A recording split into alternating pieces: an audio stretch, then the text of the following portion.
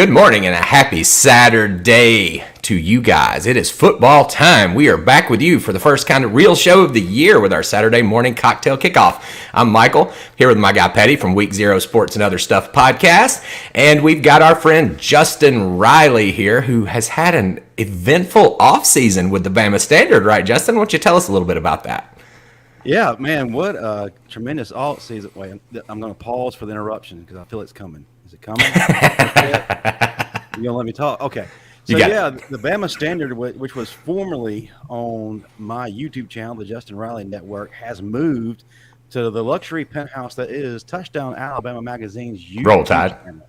Roll Tide. So we are there, and we're getting a lot of exposure. Great stuff, man. The guests have been phenomenal. If you're not familiar with the show, we have Bama Legends on every week, and we've had some pretty big-time names come through there. And if you don't know what I'm talking about, shame on you because you missed out on some quality content. And this will be your perfect opportunity to go look at the replays. But also, you know, we have a lot of those clips and a lot of highlights and news on the Bama Center YouTube channel as well. But, yeah, big things, man. We all of a sudden have a larger audience now, averaging anywhere between 2,000 and 4,000 viewers per episode. Man, well, they better be watching this show. Big stuff, man. Well, congratulations, Justin. Congratulations. You've been working hard, like I said, outside of James Brown, hardest working man in show business right here. You know what I mean? He's everywhere. He's everywhere. Also, they've actually added a little bit of technology. I think y'all been having some call-ins, right? Like some callers. I've heard some skits online of some of your more famous callers laying out some truth bombs, right? And it's amazing, man. There's nothing quite more entertaining than riled up Alabama fans, especially after a loss or a game where we had no business struggling in, like the Texas game. I'm telling you, if you're soundbite quality, please go back and watch the post-game show that I'm a part of regarding the Texas game. Oh, man, I'm telling you, just listen for the calls alone. You will not regret it. Hey, and a little shameless plug here. Justin invited me to his post-game show last week. Granted, we were covering a high school game versus Alabama, but still had a pretty good showing and had some good stuff in there. Coach Smoot, a guy I'd never met before, got to talk to him. That was a great opportunity, and we actually want to send out some condolences to Coach Smoot before we get started. Is that right, Justin? Oh, yeah, absolutely. Coach Smoot unfortunately lost his brother earlier in the week due to a motorcycle accident. It was early in the morning. He received the bad news. So, yeah, our thoughts and prayers are definitely with Coach Smoot right now. It's absolutely tragic, man. We're thinking about you, brother. We can't wait to get you back. But hey, it's game day. Had a little. Sorry about the heaviness there, guys. A little bit of moment of silence before you turn in your Saturday morning cocktail. I guess we don't want to turn it into a sad cocktail. So let's get back into football, right? I'm kind of concerned about the how this show is going to go, being as that Pettey does not have his customary Bloody Mary. Oh, I know, and I even, man, here's the real bummer about this. I even imported our Bloody Mary counters, guys. I could have counted you, Pettey. Could have counted you, but, you know, man, sorry. I will be back on board with the Bloody Mary's way. I don't know what the hell. In his defense, I know why you didn't have it, because we were up till 2 a.m. last night getting out a late Week 0 Sports and Other Stuff podcast so that our, regular listeners could have that thing first thing this morning. If you're not listening, first off, if you're watching us right now, hit the like button, hit the subscribe button if you hadn't already. Take a look at both channels, the Bama Standard and Week 0 Sports. Give us those likes and subscribes because we need those to get our word out, right? That's right. Takes 2 seconds. Just hit that little button. 2 seconds. But yeah, man, I battled death a week ago, so we kind of had an abridged show last Saturday, and this week I was recovering from it, and we had a late night show, and I just forgot to get my damn Bloody Mary mix. Trust me, I will make up for it after the show. Well, any of you gamblers out there need to be following Pettey here. He's 8-2 on his individual picks on that Week 0 Sports and Other Stuff podcast. Y'all take a look. I was 2-0 last week in mine, so we're winning people money. It's kind of a trend at the beginning of the season. Then we fall off and suck for about 3 weeks, so y'all better get on it while you can. Get on the train while it's running good. Part of being a bunch of fucking amateurs is we're very honest about our skills, right? Hey, Pettey, was one of those 2 losses Wisconsin by chance, but for some reason you can't stay away from the Badgers? Oh, no. He's doing it this week. No, I have stayed away. That's probably why my record's so good. I've stayed away from the Badgers and he's 1-0 on Florida, which is good. My one pick on Florida was right, and I've stayed off of them. Wow, one out of how many did you? Trying to break the curse. We're trying to break the curse, Justin. Well, I guess since Dan Mullen left, he was due. So that's right. And I'm not a quitter. Well, here's the deal, guys. It's been a while since we've talked to you all. We got together, had a little bit of stuff to talk about, but I know you guys want to hear about football, so let's go on and get into that. And we're going to walk through today's slate, some of the marquee games, including a little bit about all the SEC games this week. So we'll just walk through those in time order, and we'll start with what's going to be very miserable for anyone to watch. This game's coming on at noon. It's coming from Athens. There'll be a lot of adults over there barking at people, even though they're playing Kent State. They'll be bumped about it, but those are the only people in the world that are going to be on ESPN, the Ocho, streaming this game because it's not even broadcast live. UGA, a 45-point favorite at home, over under 61.5. You got any insights on this one, Justin? The Ocho, hey, and it's going to be simulcasted on Telemundo as well. So Georgia fans, international Georgia fans, get very excited. They're coming to your city. No insight, really. I mean, it goes to show you the joke that is Georgia's schedule this year. Couldn't be an easier path to the SEC championship. So they'll be untested unless somebody comes up that maybe they're overlooking and gives them a little bit of a contest. And I think that might be the Tennessee Vols. So that remains to be seen. Like that. Yeah, man. When you got Sanford on the schedule, you can't also have Kent State. The only note on this, I'll give the gambling side of it. Apparently, Georgia under Kirby Smart has never covered a 40-point spread. They're 0-7 in the 40-point spread games. Good fact. However, you would have to be a psychopath to bet Kent State and just pray for 3 hours that Georgia doesn't score 59 and shut them out because they play joyless murder ball. So this game will be covered at some point. It might be covered in the second quarter. Yeah. They could then take a nap for the rest of the game. I doubt it. Look, here's the thing about this Georgia team, and I'm going to do kind of a carrot and a stick situation. The carrot on the first side is they are playing like Alabama used to look. I mean, they absolutely are just kind of running over people and dominating people.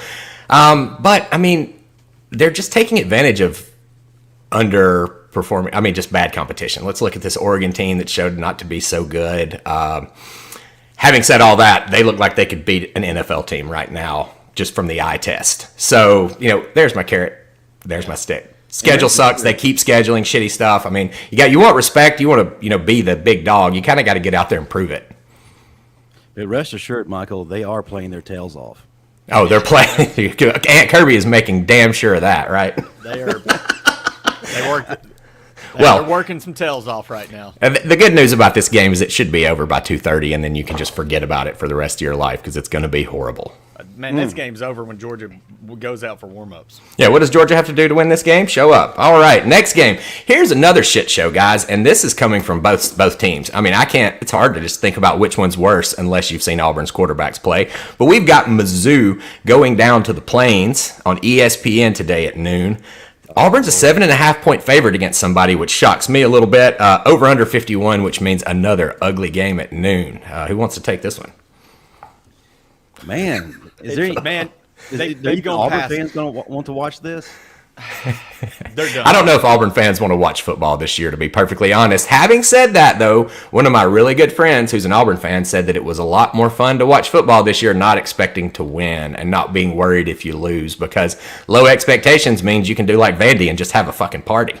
Dude, Auburn fans aren't paying attention to this game. They're already building coach hot boards. Like they've already fired Harsin. But the problem for the fans is they have no say in this. It's like we were talking about. It's a dumpster fire, but dumpster fires burn the trash, and the trash at Auburn has the money and keeps calling all the shots. So they keep making this vicious cycle of dumb hires. Look, fans, you until your boosters stop controlling things in such an insane way. You've got two guys fighting for the power, and they make dumb decisions. Auburn's just it's going to be a repetitive cycle. I can say this in one sentence for you. The dumpster is going to keep burning if you keep shoving garbage into it. Yes. There you go. All right, talk about the game, guys. 7.5-point line. Like I said, anything with Auburn and a minus beside it kind of worries me, especially after seeing that game last week. I'm telling you, that quarterback play is putrid, guys. Y'all got any insights on this? Mizzou's bad, too. Man, I just kind of question where Auburn's mental state is right now. I don't. It's in the shitter. Let's be honest. I mean, is all this negativity surrounding Brian Harsin filtering down to the team? Have they started to check out yet? Is it too early to tell? I just kind of wonder where they are. They're a question mark right now. You've got the quarterback's dad going on social media or whatever, talking about how bad the quarterback situation is and how bad it's being ran. So I think it's already trickling down. I mean, you've got parents. His son is part of the bad situation. Yes, yeah. But he's the leading candidate of the badness, if that's he really that's is the right bad. word to use. TJ Finley ain't it. Yeah. And look, I'm not going to say that this is going to happen, guys, but just for the Auburn fans out there that need a little bit of hope, there could be a silver lining sometimes, and I definitely don't think it's going to happen here, but sometimes, all this turmoil can galvanize a team and make them a little bit better. So, if you want to kind of stick your head in the sand like an ostrich and not look at the real world, you could think that and maybe have a little hope for the future. Missouri kind of sucks. Kind of harsh. Yeah, and Missouri sucks. Auburn could be able to get the run game going, and then it won't matter how good their quarterback is, right? Well, and they could essentially be able to, be one-dimensional in this game. I mean, they're not going to get challenged really by Missouri, so they could get Bigsby and Hunter on track and run for 300 yards. Yeah. Sure. Who knows? If you had to take it, guys, real quick, what would it be? Missouri. Take the points. Touchdown in the points. Looking for an ugly, muck-it-up game. I'll throw the Auburn fans a bone. I'm not betting on this game. I'm just going to hypothetically say I'll take Auburn for fun. Yeah, I wouldn't bet on it. After watching them last week, that's possibly the worst team in the SEC. These first two games, let's just call them the psychopath games if you bet on either one of them. If you're betting on Georgia, Kent State, or if you're betting on this game, you're just a degenerate of a special level. I'll take that a step further. If you're watching this, you need to be put in an insane hospital. Yeah. So all right, games on. We welcome you. Well, not at noon, because here's the third big game at noon in the SEC, and that's going to be Bowling Green, who wears orange. Kind of weird. But Bowling Green headed over to Mississippi State. The Bulldogs, who, were a muff punt away from kind of handling LSU Tigers last week, are a 31-point favorite with an over-under 53. So sounds to me like Vegas has got a lot of belief in that Mississippi State defense or none in the Bowling Green offense. Which one is it? Got a lot of belief in Mississippi State's defense. I will say they are legitimate. It's just too bad the offense couldn't do anything this past week. I think their offense's ineptitude this past week greatly overshadowed just how good their defense is. Yeah, I saw that. Yeah, now, once you throw 100,000 screaming coonasses in the equation, everything changes. But up until that point where that muff punt happened, they controlled the game. Yeah. But, man, so many missed opportunities on those crossing routes where, they were just dropping passes on third and fourth down. Oh, yeah. Insane. And where they could have extended that lead. But like you said, they muffed that punt. That stadium came alive. And when those coonasses get loud, it gets different down there. And it's hard. It becomes a different place to play, and the team feeds off of it, unlike any other team. And this state just couldn't overcome it. But, man, like you said, Vegas has them as a 31-point favorite. Coming off such an emotional loss, playing an early game against a nobody, do you get up that much? And this nobody has been scoring some points, man. They put up 50 last week. They put up 35 the week before. Bowling Green's the aviation school scoring, man. I expect them to actually maybe give State some fits early on. I think State may come out in a little bit of a malaise. Now I expect the Bulldogs to win because, like Justin said, they're a better defense. They're going to be a better team. But I kind of expect a little bit of a high-scoring game here. Hint, hint, take the over.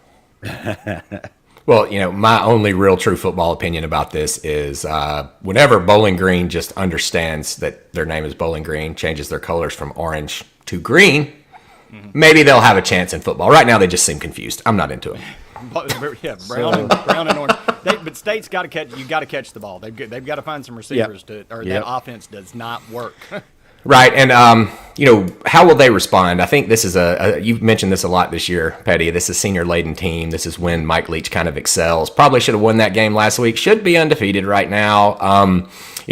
I expect them to respond in a positive way due to all that experience and probably some leadership on the team, as opposed to the fall apart that a lot of teams will do at this time. I agree with that. Will Rogers is a solid quarterback. I expect him to go in and they work on what they did, work on those drops. You're playing at home this weekend. You are to friendly confines. This is a chance to get it back rolling. I agree with that. I think the senior-laden team takes over here. Well, the gambler in me says if you're going to play this game, that's a big line. Maybe if you're one of those people that likes the sucker bet they call a teaser, Try it a little bit. This might be my only time to condone a teaser in gambling. Nice. All right, so let's step out of the SEC real quick since we're on this noon slate of games and give you guys something to watch that might be worth a shit because those games are not going to be any good, right? So I hate to say this, and it kind of hurts my soul, but you might want to step out to the ACC or the B1G for a little bit of football at noon. The first of those games that we want to mention, not because it's a good game, Roll Tide Jimmy Clay, Clemson at Wake Forest. This is one of Pettey's picks this week, right? And that's why we kind of wanted to get into this. So I'm going to let you take it away and let us know. Well, Dave Clawson's done an outstanding job at Wake Forest. They're one of the funner teams to watch in college football. They score a lot of points. He's got an exciting offense. Sam Hartman is a dynamic quarterback. But this is the problem. The ACC is very bad, and as much as I think Clemson's dropped off, this game caught me last year. I thought the same thing going in. I was like, ooh, Wake Forest is going to be the team to finally pot Clemson.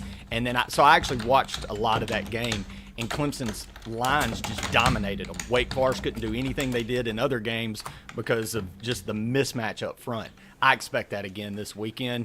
Shipley starting to run the ball well. Uiagalelei, he is what he is.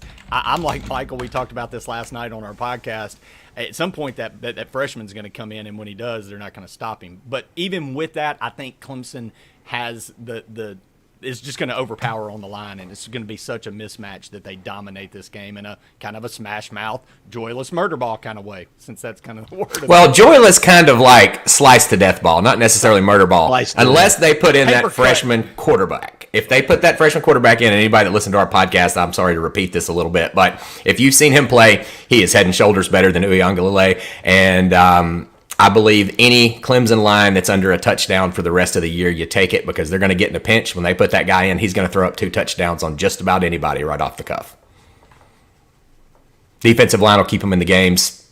You know, they'll jump into that, you know, kind of pull the ejection handle on Uiagalelei, I believe, at some point this season when they get in trouble. And for the rest of us out there, this dude's good. To me, he looks better than Trevor Lawrence, looks better than any of the quarterbacks they've had out there in his second game. So, you know, despite the fact that Dabo lost Venables to Oklahoma and we kind of seen them step back quite a bit this year, that quarterback could be an X factor. And with the ACC being so weak, I could see him taking them to the playoff. Yeah, if you can't tell, we're all high on the Klubnik kid. No doubt. But so today's game is this is a Pettey pick 3, and like I said, he has been hot. He's been very hot this week or this year. So y'all might want to look into that. Clemson -7.5. Now we might want to buy that down to a touchdown because we like that touchdown number, right? This is a 24-10 Clemson type game. Ooh, good stuff. Don't even worry about wasting your money on that half point, man. Right? Yes, sir. All right, we got another game. So jumping out of the ACC, let's go to B1G. And we've got, and I'm going to let you take this one because there's a little bit of a Bama tie in this game, Justin, and I know you might have something to say about one younger Tagovailoa. We have got Maryland Terrapins and our boy Loxley headed over to Michigan. 17-point favorite Michigan. Now, this game's going to be on Fox at noon, over under 64, and something that everyone really needs to pay attention to is the schedule that both of these two teams have played so far this year. It is very, very weak. Justin, what are your thoughts on our kind of Bama exports? Bama exports, show love to Tagovailoa. Having a great year already, but like you said, both teams, have they really played anybody? Is there really a measuring stick right now for either one of them to properly grade them on? No, not really. But the thing is, out of the two teams that haven't played anybody but homecoming opponents, you got to go with Michigan just from a talent standpoint. They win the game for sure, right? Yeah, I think that they have the bigger horses, and eventually it's just going to wear down Maryland. I think Tagovailoa will have a good game. I just don't think they have enough to keep up with Michigan. What about you, Pettey? What do you think on this one? I'm kind of with him. I think I think Justin's right. I think Michigan's got the guns. The question I have though is from the y'all are going to talk the X's and O's. I'll just keep going from the gambling side of it. Is 17-point spread so far? Tagovailoa Talia kind of got forgot when he went up to Maryland. He struggled at first, but this year he's been on fire. He's been the most prolific passer in the Big Ten to this point. He's at a 77% completion rate. Their offense is putting up some numbers. Can they go into the big house and kind of keep pace and scare Michigan? Because like you've pointed out, Michigan hadn't played anybody with a pulse. They've played 3 teams this year, one of which Vandy beat 52-10. Okay, another of which played Vandy to the wire last year, Colorado State, another just god-awful team. I mean, all 3 of the teams Michigan have played so far would be beaten by any team that Maryland's played. Yeah. But in Maryland, teams are all bottom 50s too. So this is going, like, nobody really knows what's going on with either of these 2 teams. Maryland's probably looking better because of their competition. Maybe when they go up against real athletes that Talia doesn't look so good. Who knows? Maybe Michigan really has dropped off a little bit from last year, like everyone expected, but they just haven't shown that through their, kind of mediocre competition. So I'm kind of banking on that a little bit. I actually have this one in my pick 3. I've got the Terrapins to keep it within the 17.5. Ooh, and that's also a ballsy play. Ballsy play. Is this one of those games where we have an oops from Harbaugh, where he has one of those games that he completely craps the bed? You know what I think? One of the things that Harbaugh... He has that NFL tendency that when the game gets close, you stop being aggressive and you just try to control the clock and just win the game. And that's what I'm banking on. Harbaugh having this game probably a little bit in hand, Maryland making a run, getting it back within the number, and Harbaugh just taking the air out of the ball and ending it. Oh, I agree. Yeah. That's where I'm looking at. I'm looking at that. I do think Michigan is infinitely more talented team. Yeah. So could get burned on this one, guys. Hey, quick shout out, man. We got somebody I think he's up in the Virginia area. The Clemson guy on our messages here. Shout out to Mr. Tim Bach over here. We got a Clemson Tiger joining our chat. So, man, we're expanding our horizons outside the SEC. What's that profile pic there on Tim Bach here? That looks like a metal cover or something. What is that, Tim? That's some crazy shit. Tim's crazy. We love him now. Well, glad to have you, Tim. First time I think I've seen you here. Happy to see you. Yeah, you think your defense gets breezed back this week? Shane Hartman, ball game. Okay, there we go. Like it. But back to Michigan. I'm kind of banking with final thought. Yeah, I like Talia. I think Talia, and I'm like Justin said, man. Harbaugh craps the khakis once a year. Also, how do you beat a Harbaugh team? You don't try to run on them to beat them. You throw over the top, and that's exactly what they're going to try to do. I think this probably gives a strength on let's say a relative strength on a relative weakness. Instead of, they're not really strong or weak in those areas, but they're just hoping for something here, guys. Let us get those 17 points. Let's do it. On a relative team that is mid. All right. So once you've, been a traitor to the SEC this morning and switched to one of those other games that doesn't suck quite as bad as the ones we've got on the slate at noon, we finally start getting into some interesting stuff about 3:30. Now, it's going to be tarnished by Gary Danielson's stupid ass, but it's going to be a good game. It's going to be a good game, I think. We have got the Orange Uniform Bowl, right? Tennessee. Not the Orange Bowl, but not the Orange, because that one's taken. Registered trademark, right? Florida heading over to Tennessee. These Florida Gators, the most one-dimensional team I've ever seen to still be kind of good. CBS, over under 63. And hear this, guys. Tennessee Volunteers are a 10.5-point favorite over the Florida Gators. When was the last time that happened? Dude, they've lost like 15 of 16 to them. It hasn't. It's been the 90s, man.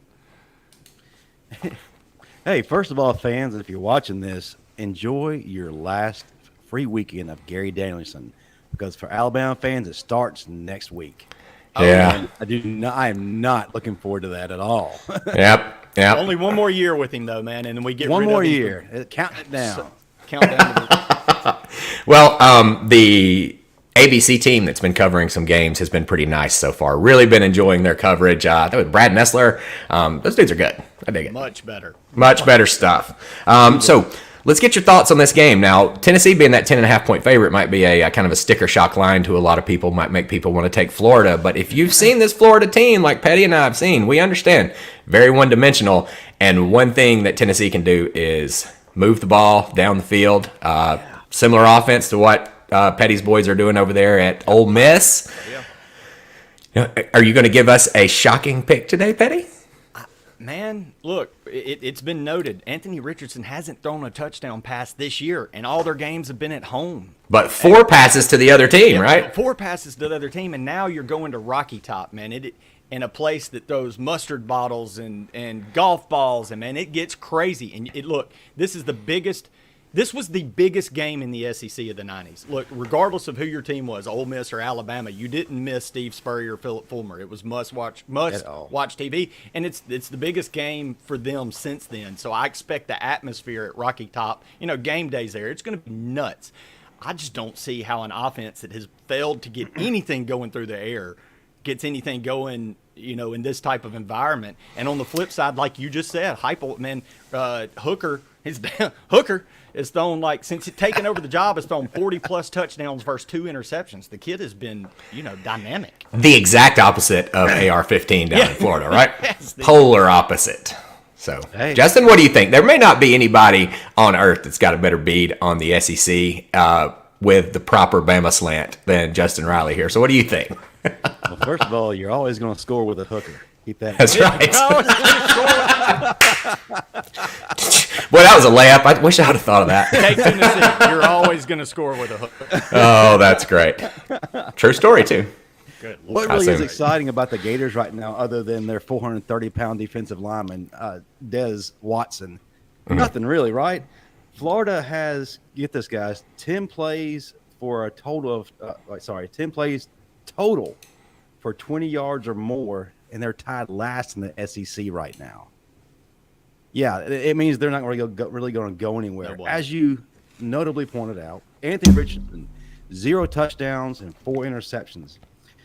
My question is that him, or is he capable of more, and we just haven't seen it yet? From what I understand, Billy Napier is pretty much having to do a reset on Anthony Richardson because his previous illustrious coach didn't know how to actually, progress him. So, sometimes the player is just not a good quarterback, guys. That's the one thing that blows my mind. Hold on, though. But you're saying all I've been told for 15 years is Dan Mullen is the greatest quarterback developer the SEC has seen in a generation, though. He made Tebow great, and come on, I know. I'm with you. That's BS. What has he actually done? He was gifted Tim Tebow. He was gifted Dak Prescott. Both of those people did everything on their own, not because of the glorious tutelage of one Dan Mullen. Well, he really teaches a good handoff, though. That's his deal. He teaches the read real well. The read option, 2008's greatest to Michael's achievement. Point, though, I as much as I would love to jump on Dan Mullen for breaking Anthony, I don't think you can break his passing to that level. Look, this is a Trey Lance situation, guys. It's the guy's got the body. He can throw it 100,000 yards, and they're like, all these NFL people think, I can teach anybody to throw, right? Well, no, you can't. If a guy can't throw passes in college, he can't throw passes in the NFL. See Trey Lance. See all of the other quarterbacks that have gone in the first round in the last 20 years that completely flopped immediately when they got there just because their physical attributes were so nice, but then they really couldn't play quarterback. Put that guy at running back and score some touchdowns. But you really can't see Trey Lance unless you go to the medical tent because he's done for the year. Anyway, sorry for all the fantasy. Convenient for him. So that probably extended his career by a year, to be honest. Possibly. So my question is, how close of a game will this be in the fourth quarter? Florida's defense is going to have to create multiple dry spells, like 3 and out, 3 and out, 3 and out. If they can't keep up with Tennessee offensively, if Tennessee continues to score, forget it. It's going to be written off. If Tennessee has scored 20-plus by halftime, game over. Yeah. And Tennessee is going to have to exploit the mismatches, which shouldn't be too hard. Florida's offense just isn't dependable. Big question while you're on that analysis right there, Justin. What do you think about Tennessee's rush defense? Because I think that's the key to the game with Florida being so reliant on the run game. I like the rush defense. I think Tennessee's defense is tremendously better. They were good last year, but now they've kind of fine-tuned everything, and now they got a dangerous secondary to complement that front seven. So I don't think Florida's going to be able to do much at all unless some kind of craziness happens. There's some blown coverage somewhere. I would like for this to be a game. The sports fan in me wants this to be a game again, and it will be eventually. Napier's going to get him in the right direction. It's just not this year. So Yeah. I just think the balls are too much. Hendon Hooker, like we've already said, he's blowing up the stat lines. He's already at 844 yards passing, got a QBR of 86.5 and a 69.4 completion percentage.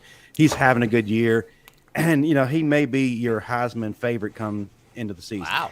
Give me a quarterback that completes most of his passes over a quarterback that can run over people and run around and look good doing it. You know what I mean? Well, I want to see a guy that puts the ball in the receiver's hands down the field. Hendon Hooker does that. 15 does not do that for Florida. I will say I've had some inside information that the AR-15 may be hurt, so that's why you're not really seeing a lot. A likely excuse, but he's not a good passer. He hasn't been for 2 years. And like I said, all those talent scouts that love his body and all that, like, it's a little weird to me.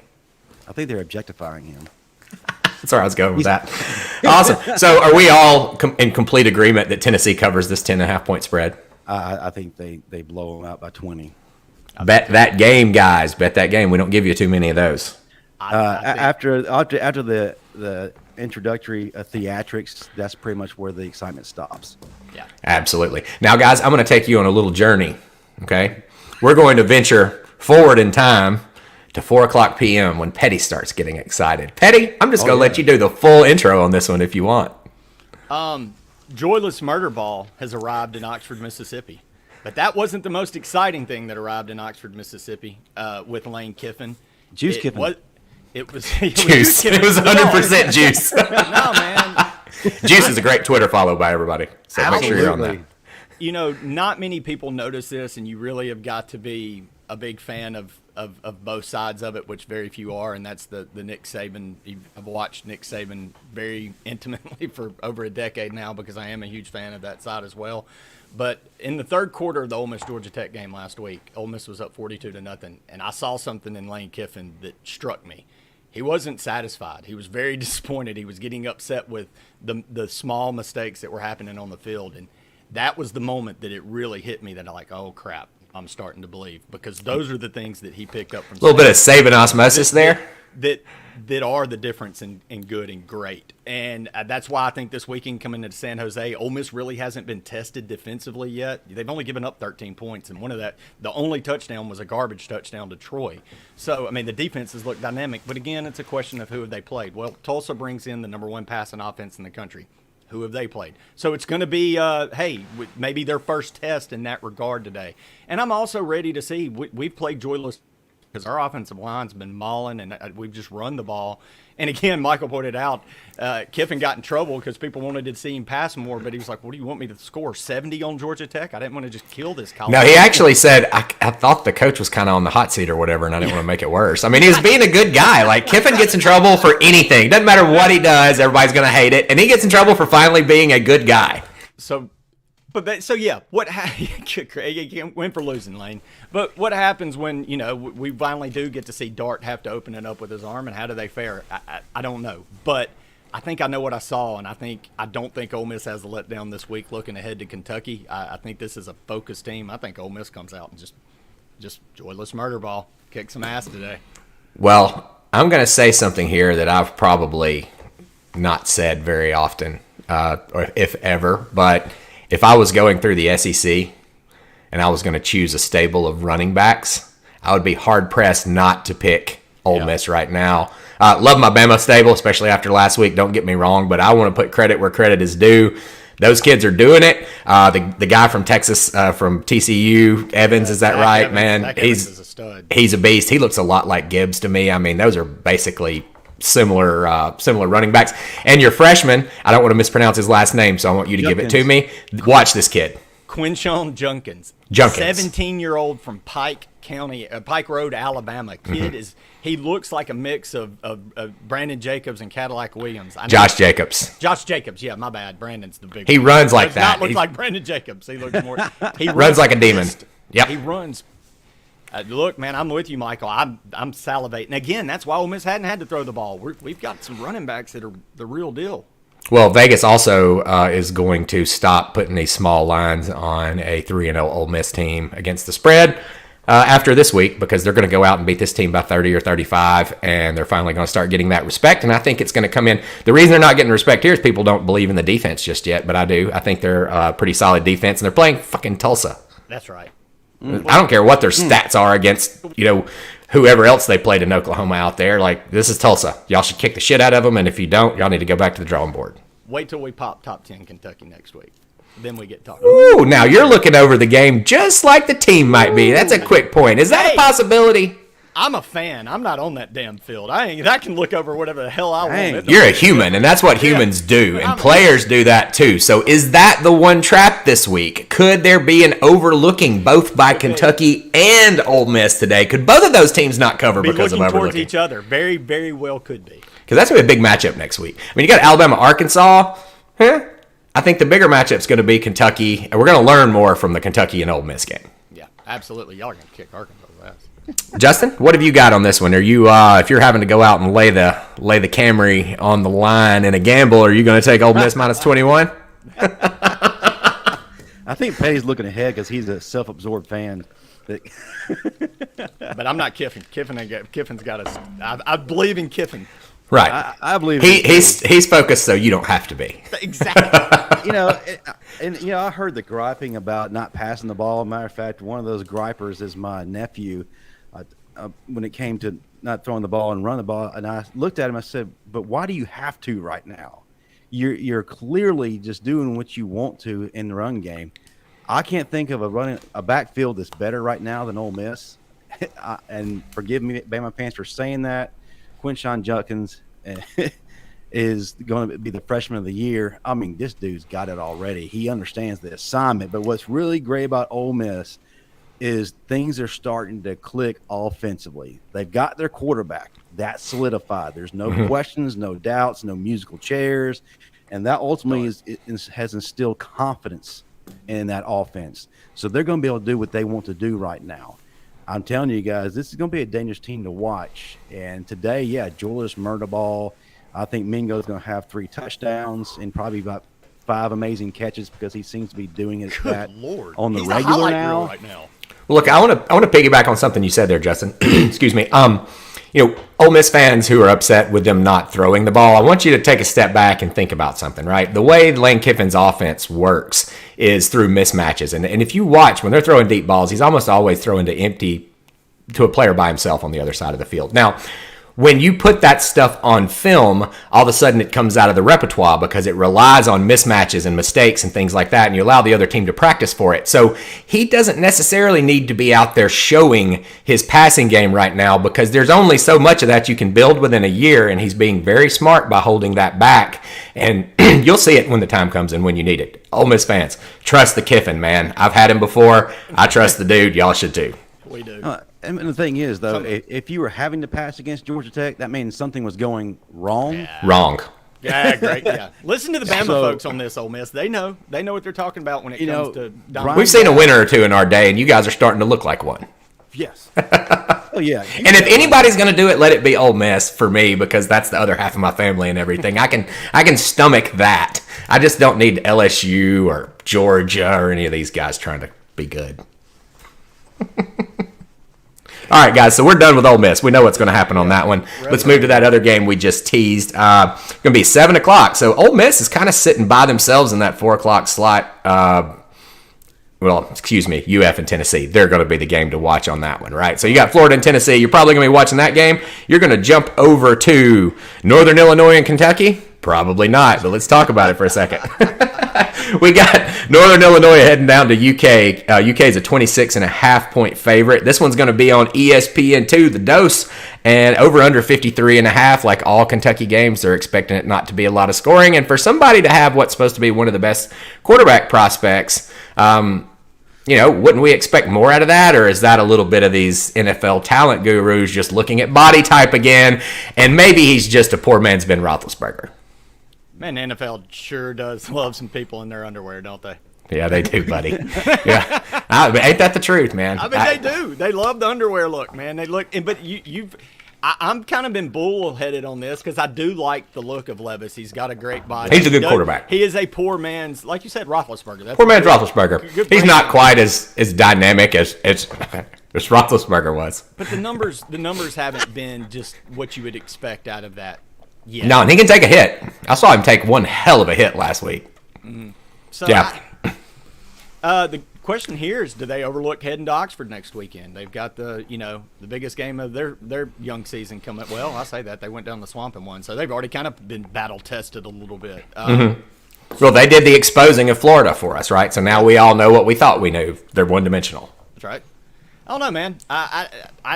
Justin kind of called me out. I expect maybe a little bit of an overlook, and this line's a big line, and the Salukis aren't just terrible. I could see them, keeping it within 26 easy, in Kentucky just putting on the afterburners by the third quarter, trying not to get anybody hurt for the big game. The word you said there, the 26, that's what scares me. I can't remember the last time Kentucky beat anybody by 26. That's not their game, guys. They play that defensive game, that eat the clock game. Like if they cover by 26 and a half, it's going to be like 27-0. Yeah. You know what I mean? Yeah. Solid point. I'm not trying to bet that game, guys. I think that's a little bit risky right there. Yeah, Kentucky's still living in 1995. You won't see any Kentucky kind of wins the game, but probably ugly, blah, blah, blah. Let's move on that one, right? Sorry, Kentucky fans. This game's worse than all the others we talked about. We condone betting on games. We don't condone psychotic generation. No, yeah, exactly. Speaking of psychotic, hey, what about this next game over at College Station? Texas A and Arkansas headed. You got something else, Justin? Well, I was going to add to the Kentucky game. Go for it. The biggest thing is between this Kentucky version, they're actually playing with expectations. How do they handle that? For the first time in, well, I guess ever, maybe the Bear Bryant era, they actually have expectations. So where are they at? How do they handle that? How do they process that? Or do they just ignore all that and just continue to play Kentucky ball? Because quite frankly, Kentucky's never had to overlook anyone. They just hope to kind of survive and, hey, maybe every now and then come up with something and shock the world. It's going to be a close game.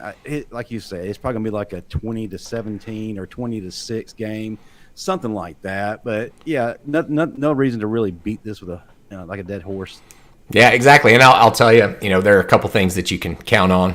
Death, taxes, the sun coming up, and Kentucky's going to stay in their lane. Yeah, there you go.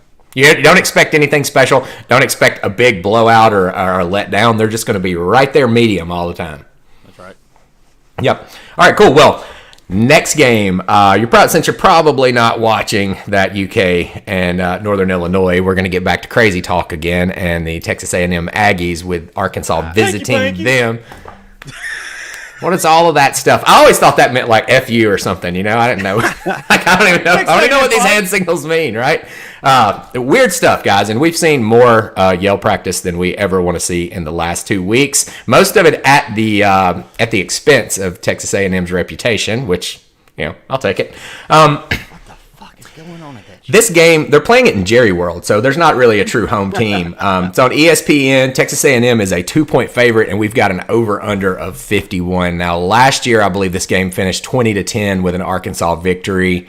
What do you guys see going on this year? Texas A&M full of 5 stars. All those expectations already shit the bed against App State. So people losing the luster off of that team. What does this line mean to us? A 2-point line. You would expect the team, now that they've got the highest payroll in Texas over the Dallas Cowboys, to be a little better, wouldn't you? Sure. What you think, Justin? I've got thought. To be honest with you, I think the media is wanting us to believe that Texas A&M is actually going to be a good team, just like they feed us every freaking year in the preseason polls, trying to convince us that they're actually a top 10 legitimate team. Why? What about? Well, Texas A&M is just a rich man's Notre Dame. I guess, but seriously, the track record has been 8-4, 8-4, 8-4. Oh, we rose up and did something unexpected. We won 10 games, under Kellen Mond, and we're on the brink of making the playoffs. But guys, they did get a trophy for whining and dining 18-year-olds. They did, but the most consistent thing about Texas A&M, other than them underperforming, is they're the Gator Bowl representative. But Do you think that they should get their team logo permanently ground into the outer walls of the Gator Bowl? absolutely make it happen right now. Yeah, let's get it done. Get him a statue out. Get a Jimbo statue in front of the Gator Bowl. There's a Spurrier you can't spell citrus without UT joke in there somewhere, right? Right. Yeah, exactly. I'm with you, man. To have all that talent, and then you see an offensive line that can't protect Max Johnson. They can't take any shots down the field. The only thing that they ever really get going is when Achane, yeah, going. I can't. He's a hell of a running back. Out. That dude's a stud. But you see athletes on the defense, but on the flip side, man, I think this is a good matchup of weakness versus weakness. A&M can't throw the ball, but Arkansas is struggling in the secondary. Yeah, but even Arkansas's weaknesses are still better than Texas A&M. That's the overall theme right here. Well, and I think their strength is better, and that's their strength offense with KJ Jefferson. I think, and I brought this up last night. I think DJ Durkin was for Texas A&M is a good defensive coordinator. He was at Ole Miss last year. The one game that he absolutely got murdered, his defense, was against the Arkansas Razorbacks. That was that game that was 52-51. Gashed by the Arkansas Razorbacks. Does he figure them out this year with his personnel at Texas A&M, or does was it Briles? Yeah, Briles have his number. Look, I was leaning Arkansas in this game until you pointed out the Durkin impact. Durkin got whooped last year in this game, and I don't see how he's going to change. That was pure scheme last year. Ole Miss didn't have the best Jimmies and Joes, as you always say. They were still solid enough to get in the way and to not give up 40-yard runs and just wide open passes and stuff. Durkin got exposed, and so now I'm heavy lean on Arkansas. Ole Miss has the longest streak in the country of games given up under 21 points at 8 right now. So, I mean, like you said, they didn't have it, but they had a good enough defense, and on that day they got murdered. Got whooped. So, I'm on Arkansas on this one. What do you guys think? Definitely Arkansas. I want to bring up something. Defensively, Texas A&M has always performed, no question there. But offensively, we talked earlier about our guy at Florida being a supposed offensive guru. Mm-hmm. When has Jimbo Fisher done anything of significance? LSU 2003, I think he probably had a pretty good season, but that's the last one I remember. When he had Jameis. But look at the talent he's had go through Texas A&M for them to underperform. Of course, they had Isaiah Spiller. They got A-Chain now. They have Anaya Smith at wide receiver who's still there and they're not utilizing. Jalen Wademeyer, Kellen Mond, Christian Kirk. They've had countless good offensive people go through there to do absolutely nothing with. So what? The zone read's dead. The zone read's dead. It's dead. Get rid of it. Yeah, it's expired milk. Quit drinking it. Yes. Well, the best is Kiffin. Kiffin really likes to break down the X's and O's, and if you ask him smart questions, he'll actually he won't do the coach speak. He'll answer. In one of his shows a week or 2 weeks ago, after A&M had lost to Appalachian State, someone was asking him about 2 tight end sets and does that help in protection, and he went into detail on how it absolutely does not, and it's archaic, and followed it up with, but some coaches don't get that. One just lost this weekend doing it. But yeah, if A&M's going to have any kind of success, they're going to have to open up the passing game, and they look more comfortable with Max Johnson. Haynes King. I'll take it a step further. They're going to need a new offensive scheme. Like I said, they got Anaya Smith, and they got another dude, Evan Stewart. I don't know if you know about him. He's a bad man. He looks like he's already full grown. But yeah, they got a lot of highly paid talent. Yeah, they've got an NFL, payroll over there. But I want to look at something else, guys. Is this a must-win game for Jimbo? Yeah. Because I feel like I'll disagree. It's not, because they've put so much money into him. They can't go away from him. He could lose the rest of the games for the rest of the year, and they'd have to break Houston's oil money to get rid of that guy at this point. $100 million is the buyout if they fire him. That's I'm talking in terms of the locker room. Does he lose the locker room? I feel like he literally is one bad game away from losing his locker room. His locker room is not enthused at all. Against Sam Houston State, they looked absolutely awful until the second half, and the only reason they were able to win at such a lopsided margin is because Power 5 versus FCS, talent's going to prevail. They didn't seem to give a damn at all about Appalachian State. I just don't think that they're buying into what he's selling. There you go. Look. He never had the locker room. You're talking about him losing it. There's nothing to lose. They didn't have that locker room. That's done. They paid for the ship locker sailed. room. Ship has sailed. Locker room. He never earned it, so Yeah. he never really brought them together, as it were. And we're seeing the NIL, like the aftermath of when it goes really wrong, and you buy all these high-paid kids that there's no team camaraderie. There's no. Do we get another dose of this in the late night game when we bring that one up? Maybe a little NIL problems at a school that's paying a lot for stuff. Maybe USC. I don't know. Maybe we get into that in a moment, right? So that's enough about Texas A&M. I'm so tired of even seeing them after the last couple of weeks. Moving on. Now, this game sucks. 30 seconds max. UNC Charlotte at South Carolina. South Carolina is a 23.5 point favorite over somebody. They put this on ESPNU. How is this not on the Ocho? Right? If you're watching this game, we'll go ahead and call the ambulance for you because you've clearly got dementia and you're gone. You're gone, completely gone. Don't watch it. Over and under 66.5. Quick pick, and then we're out. I'll take Charlotte. Fuck it. My pick is if you play for South Carolina and you don't have an NIL deal for Viagra, you're doing it wrong. That's my pick. Nice. Like it. All right. Justin? I'll keep it quick. First question is, why were we being led to believe that South Carolina was going to be some kind of a juggernaut this year? And my second point. People really wanted Radler to be good. The Rattler. He's not. He's not. He never has been. Never has been. Take Charlotte. Take Charlotte. I guarantee you South Carolina somehow finds a way to keep the game closer than it should be. And the under. Just take the under in this game. This is going to be ugly. Just take the under. They're going to block a punt and win with Beamer ball, and everybody's going to be excited. It'll be the front page of the Columbia newspaper, whatever that's called. Beamer ball's back. Beamer ball is back. All right, moving on. Another one that just, God, what a total waste of time. All right, sorry, Cox. Your team's not good. Moving on, we have got another outside the conference game at 7:30 that a few people might be tuning into, especially one Daniel Pettey here as he tries to break the curse of whiskey. Wisconsin traveling to the Horseshoe, Ohio State, -19 on ABC, over under of only 56.5 in an Ohio State game. That's kind of odd, right? Yeah, they obviously don't respect the offense out of whiskey too much, which, why would you? They were lame. They were running the same. Like, hey, look, we just got on Jimbo. Is Wisconsin not running the same offense? No, they're running the one from 20 years before Jimbo. Yeah, the Ron Dane offense of 1999. Wow, he went Ron Dane on us. I mean, so they've got this 5-star transfer, Graham Mertz. I didn't even know he was a 5-star. Shows how good he obviously is. Who's supposedly doing better, but they haven't really played anybody. I just don't think. How do they keep up in the Horseshoe with all that talent?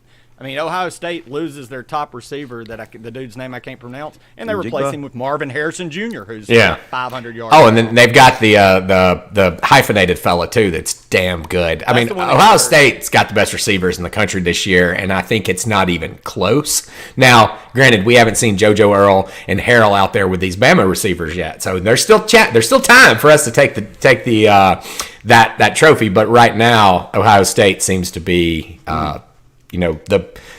the cream of the crop when it comes to wide receivers. Now, I don't believe in their coach. I think their quarterback is very athletic. Everybody loves that stuff, but he's missing touch a little bit on the ball.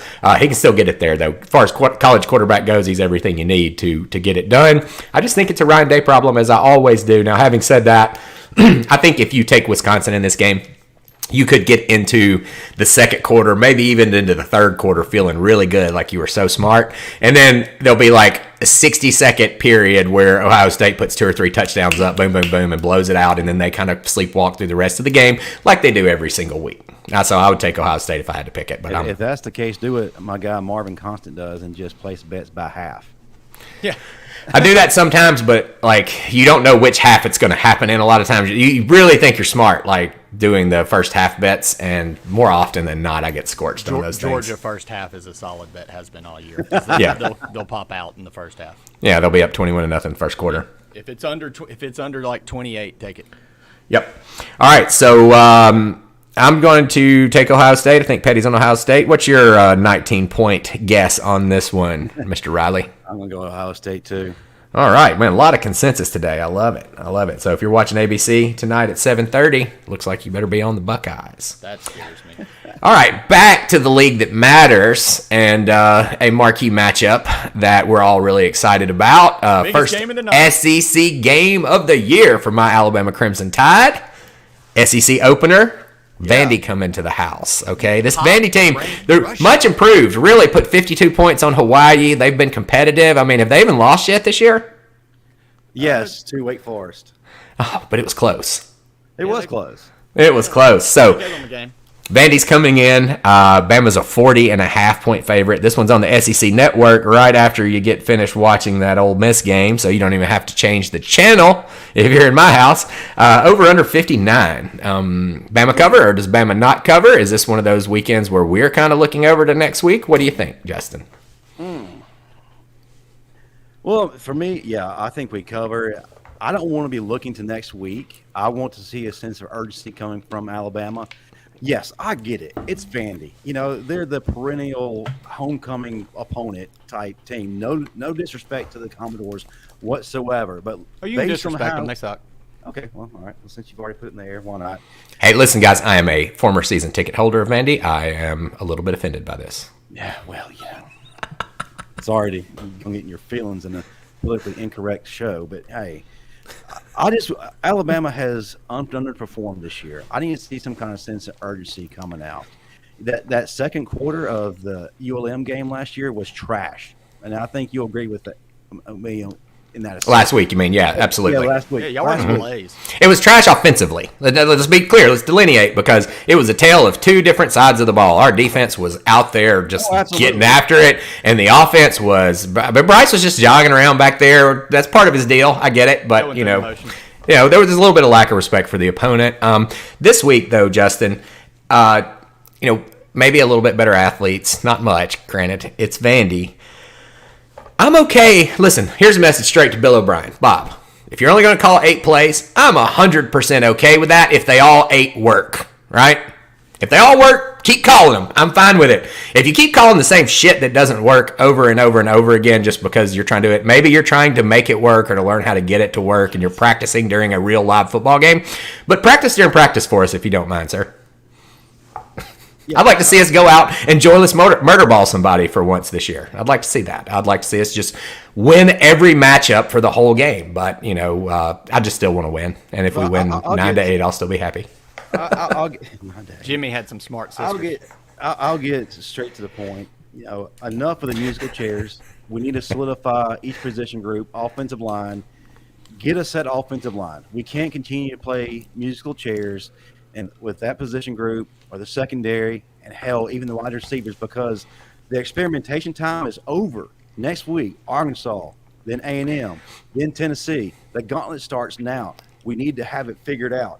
I need the wide receivers to show us something this week. Show me that you can actually get past your DBs. Yeah. I mean, they didn't have separation against ULM.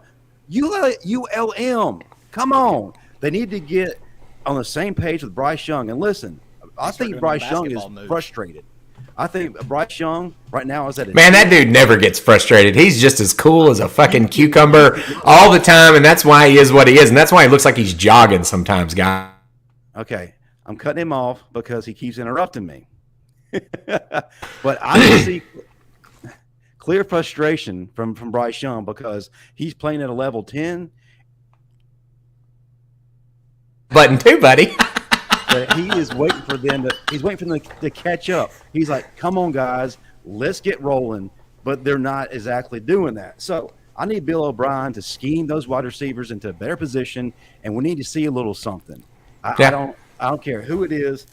I want to see more of Deontay Lawson and Jaheim Owens on the defensive side of the ball. Mm-hmm. They have been consistently balling out. Front seven good. Secondary still question mark, except for Terrion Arnold. He's showing out. He's ready. But the biggest thing for me is find a damn identity. Who is Alabama right now? Figure it out before going into Arkansas. I don't think we have anything to prove against Vanderbilt. The only thing I think that we need to prove is that we can go out and play a clean game. I want to see not 15 penalties. You go out and play a clean game with me, and I'm happy today. That's all I want to see. No, I want to look like we're disciplined again, and that's what I want to see, and that's it. The end. Also, if you're a Bama fan and you're at the game, why don't you guys try just raising absolute hell when we're on offense to see if we can maybe practice against the loud crowd, because we seem to suck at it on the road. Like, for the last 2 years, our silent count game has been trash. That would be interesting, having a coach actually calling your home crowd, hey, when we're on offense for the first time, I actually want you to yell for some practice. Please, cheerlead band, strike it up. Let's do this. I've got a stat. And look, I got to give Rebel Grove props for this one. This is where I gleaned this one from. But the Vanderbilt Commodores have never covered the number against the top 5 team. Never covered the number. Man, Pettey has been our trend guy this week, and I am loving it, man. I'm going to take Bama. Justin, who you got? I'm going to take Bama. All right, and Pettey's got it in his pick 3, so he thinks it's going to be a Bama blowout. Roll effing Tide. That's right. Well, let's move on. We've got 2 more games to cover, and we're just about out of time, actually a little bit over right now. So let's look really quickly at, and I just want kind of one note and a pick on New Mexico at LSU. LSU's a 31.5-point favorite with a 45 over and under. This one's going to be on the Ocho. Stream it if you dare. Justin, how bad is LSU going to win this game? Will they cover 31.5? Yeah, absolutely. Yeah. I'm not enthused by this game at all. Yep, me either. Done. Moving on. Corn dogs stink. Scratch. All right, last game of the night, and we're only pulling this one out. We're out of the SEC. SEC slate's over, guys, so if you hate everything else, just go ahead and hang up. No, I'm just kidding. Don't hang up. And also like this broadcast while you're on here. 9:30 p.m. tonight, the nightcap. We have a highly ranked, highly paid USC team heading over to the Oregon State Beavers. They're plus 5.5. They were plus 6 yesterday when we were looking at this. Started at 7. This one's going to be on the P12 network. If anybody knows where to find that, I'm not even sure if I've ever seen that channel before. Over under 70.5. So they're looking for a shootout. Guys, I've seen USC play. Their defense is horrible. What you think? That's right next to the fuzzy channel where if you watch long enough, you can see a boob. You go one channel past that, and you got this game. Right. Gotcha. Thanks for that. I needed to know. I know where that channel is, the fuzzy one, right? Oh, yeah. All right, go. So this is a traditional classic WTF line if you listen to Week Zero Sports and other stuff podcast. USC number 7 against an unranked team, only a 6-point, now down to a 5.5-point favorite. Seems like Vegas knows something on this. Justin, do you have any insights? Is the P12 network also a subsidiary or a PBS? They're loosely related. Okay, If you turn I got you. Yeah. I don't want to touch this game, and I'm not really buying into the hype of USC, even though people really want us to believe in all that. Yeah, I think it's going to be closer than it should be. Matter of fact, Oregon State might even give them a scare to the very end. Might win it. I have watched a lot of USC football because I've picked them several times this year. Their offense absolutely has been rolling, but their defense is very susceptible. Stanford's terrible, and they walked through them like it was an open door. This is a late night. Vegas knows everybody's been drinking. Number 7, USC's only favored by 5.5. Put the Lincoln Riley's going to put 1,000 points on these guys. Grow some balls and dive into the Beavers if you're going to bet this game. So grow some balls, dive into the Beavers. Man, you're killing it today, Pettey. We got to give you some kind of award for that. I'm with you. USC defense is terrible. I think this is one of those games where you kind of fall asleep at midnight or 1 o'clock and you wake up at 2 a.m. and they're still battling it back and forth in overtime. Are you? Yeah, you pass out and USC's up 20, 42-20, and then you're like, "Fuck, I lost it," and you wake up it's 42-38. Yeah, and they're going in for their 4th 2-point conversion in overtime. It happens. All right, guys, we have officially covered. Justin, got me. Go ahead. I was going to say, so key takeaway: Trojans penetrate the Beavers. Yeah. Trojans penetrate the Beavers. Condoms are not 100% effective. It will bust tonight. Condoms are not 100% effective. Lots and lots and lots of condom jokes. Learn that on Friends. Yes, folks, we are 15 years old, and we fart jokes next. Yes, cue the fart jokes. All right, guys. So that's it. That's all of the major games of the day. Do you guys have any last minute takeaways? Any last notes for the team on the way out the door? Justin, maybe some plugs for your shows. Oh well, yeah. I like that. I like that little segue there.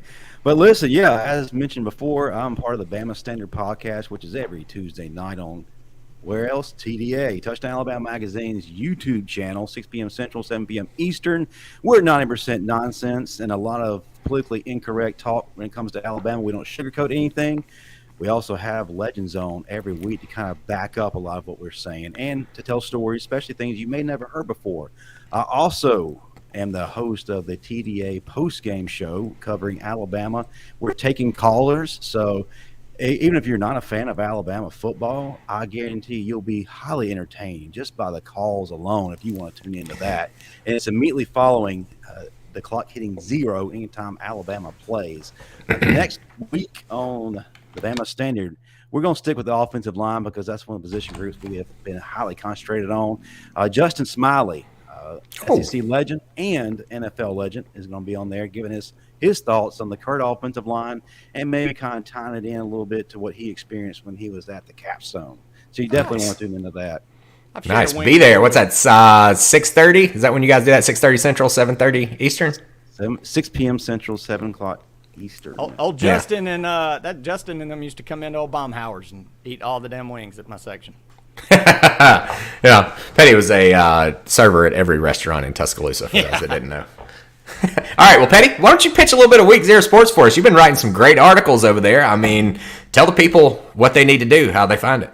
Hey, man, yeah, check us out on week0sports.com. I do a weekly article kind of recapping the week and my thoughts. I put my spin on it, which is, if you've been watching this show, it probably gets out there at times, but I also kind of give you some facts in there and mix it up. So hopefully it's a good mix. But also me and my boy Michael do a weekly podcast if I'm not dying or when we can get it out. If you subscribe, you don't have to worry about that because it just pops up in your dial whenever we get it out. So it'll be there for you.